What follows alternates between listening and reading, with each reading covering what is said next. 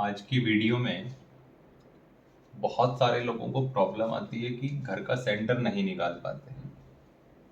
तो सबसे सिंपल से चलते हैं और कुछ थोड़े से कॉम्प्लेक्स केसेस आपको बताऊंगा कैसे अंडरस्टैंड करना और कैसे सेंटर उनका फाइंड करना है। ठीक है, ये सबसे सिंपली एक रेक्टेंगल है। रेक्टेंगल में आप कॉर्नर से कॉर्नर को जोड़ दीजिए। ठीक है, ये आपका सेंटर पॉइंट आ गया। इसे बोलते हैं ब्रह्म बिंदु। ठीक है, ब्रह्म बिंदु। और इसके पास जो सेंट्रल एरिया होता है, एक सर्टेन एरिया, उसको बोलते हैं ब्रह्म स्थान। ठीक है, तो इसे ध्यान रखिए। दूसरी चीज, इसे मैं रब कर दे रहा हूं, ये सबसे सिंपलर केस था। अब आपके पास प्रैक्टिकली ऐसे केस तो आएंगे नहीं। अब मान लीजिए आपके पास इस तरह का एक केस आता है। ठीक है, ये आपके पास एक केस आ गया, इसका सेंटर निकालना है। इस लाइन को पकड़ लीजिए। ठीक है, अगर कोई लाइन यहाँ पर लॉन्ग है, किसके मुकाबले? इसके मुकाबले। ठीक है, तो आपको यही लाइन यहाँ एक्सटेंड कर देना है और इसी को लास्ट लेना है और यहाँ से इसको इस तरीके से कनेक्ट करेंगे तो सेंटर आ जाएगा। इस पार्ट का क्या होगा? ये पार्ट एक्सटेंडेड है यहाँ पर। This is an extended portion. ठीक है, एक्सटेंडेड पार्ट, तो सेंटर में ये कंसीडर नहीं होगा। ठीक है, कुछ और केसेस देख लेते हैं। जैसे कि मान लो आपके पास ये केस आ गया। अब कुछ घर होते हैं उनमें ऐसे बालकनीज निकली होती हैं। ठीक है, इसमें एक यहाँ निकल गया इस तरीके से पार्ट। ठीक है, अब इसमें मैंने जो लास्ट टाइम कॉन्सेप्ट बताया था, इसे आप एक्सटेंड करिए। यहाँ पर ये पॉइंट आ गया। अब ये पार्ट मान लीजिए इसमें अगर बेडरूम आ जाता है तो ये कंसीडर करना पड़ेगा। ठीक है, इस केस में आपको कुछ नहीं करना है। यहाँ पर होल बनाइए, यहाँ होल बनाइए, यहाँ होल बनाइए, यहाँ होल बनाइए, यहाँ होल बनाइए। ठीक है, यहाँ होल बनाने के बाद इसकी पूरे प्लान की आपने कटिंग कर लेनी है। ठीक है, इसको पूरे को कट कर लेंगे इस तरीके से और आप एक नीडल, एक नेल दीवार पर लगाएंगे और इस होल में आप एक थ्रेड डालेंगे। थ्रेड डालने के बाद ये प्लान कुछ ऐसे करके लटक जाएगा अपने सेंटर ऑफ मास के अक्रॉस। यहाँ पर आपने स्केल रखना है इसके पैरेलल, तो एक लाइन कट होगी यहाँ पर इस तरीके से। ऐसे ही अलग अलग ओरिएंटेशंस पर ये लाइन सेंटर से पास होगी। ठीक है, इसे बोलते हैं ग्रेविटी मेथड, यानी पेपर के वेट के हिसाब से, यानी प्लान का जो वेट है उसके हिसाब से आपके पास सेंटर ऑफ मास पर ही सेंटर आएगा। ठीक है, अब वो सेंटर पर्टिकुलरली जिस पॉइंट पर आएगा वहां आप मार्क कर लेंगे।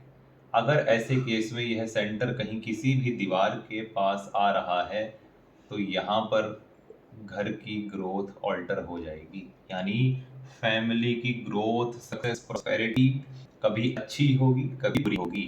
घर का सेंटर जब भी डिस्टॉर्ट होगा, डिफ्रैक्ट होगा किसी भी प्रॉब्लम की वजह से, वहां से जो एनर्जी बाहर आ रही है वह गड़बड़ होगी, तो घर में रहने वाले लोगों को पेट की समस्याएं, यानी उनका डाइजेशन, इंटेस्टाइनल प्रॉब्लम्स, और इसके अलावा बिकॉज उन्हें हेल्थ प्रॉब्लम्स हो जाएंगी, इस वजह से उनका फोकस, कंसंट्रेशन चेंज हो जाएगा, उनकी स्किल्स में कमी आएगी और वो सही से अपने कामों पर निरंतर प्रयासरत नहीं रह पाएंगे और इस वजह से उनकी लाइफ में उनकी ग्रोथ, उनकी प्रॉस्पेरिटी खराब होती चली जाएगी और उनकी लाइफ में जो पैटर्न रहेगा ग्रोथ का वो कभी अच्छा होगा और कभी बुरा होगा, एज पर द दशाज जो उनकी लाइफ में चलेगी।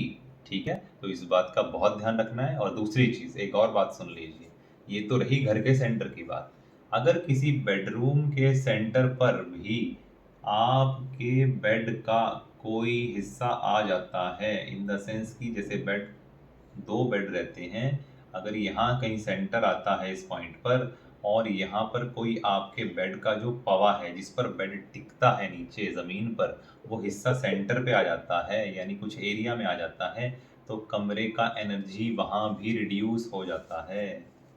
तो इस बात का भी ध्यान रखिए कि बेडरूम एटलीस्ट 12 बाय 15 का हो तो बहुत अच्छा है, 12 फीट बाय 15 फीट का, जिससे कि 7 बाय 7 का बेड भी अगर आप बनवा लें तो उसका कोई पर्टिकुलर जो पार्ट है, जो उसका बेस है, उसका कोई भी जो बॉटम पैड है, वो जो है उस कमरे के सेंटर पर ना आए।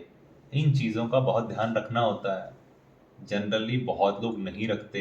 अभी आप जो 10 बाय 10 के कमरों में रह रहे हो, उनमें आपके बेड की वजह से ही, बेड बॉक्स जो आप बनाते हो, बेड बॉक्स, ठीक है, जिनमें आप भर भर कर सामान भर देते हो, उनमें कभी भी मेटालिक चीज़ मत डालिए, पहली चीज़, ठीक है। उनमें कभी भी ऐसे कोई मिक्सर्स मत रखिए, ठीक है। जो भी चीज़ें ऐसी हैं जो इलेक्ट्रॉनिक हों, मेटालिक हों, उनको उसमें मत डालिए बेड बॉक्स में।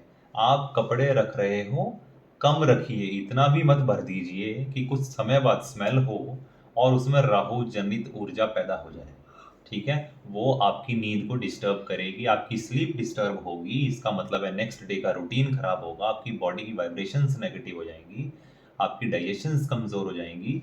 तो ऐसे करके आपकी लाइफ पर बहुत तरह के धीरे धीरे करके इफेक्ट आने शुरू हो जाते हैं और आपकी ग्रोथ आपकी हेल्थ इश्यूज की वजह से खराब होती है। It is that easy to understand. तो इन बातों को समझो, और ये बहुत छोटी छोटी टिप्स हैं जो आप अपने घर के लेवल पर वास्तु को ठीक कर सकते हो, कुछ ज़्यादा सोचना नहीं है, इट इज़ वेरी सिंपल। जब एडवांस चीज़ें मैं आपको कुछ टिप्स एंड ट्रिक्स दूंगा, आपको समझ आ जाएगा कि चीज़ें कैसे काम करती हैं। तो आप केवल घर की एनर्जी को साफ रखिए, एनर्जी को क्लींस करते रहिए, केवल एयर क्लीन करने से सब कुछ नहीं होगा, ये ध्यान रखना, ठीक है। नेक्स्ट वीडियो में हम बात करेंगे how the shape of different items at your home pledge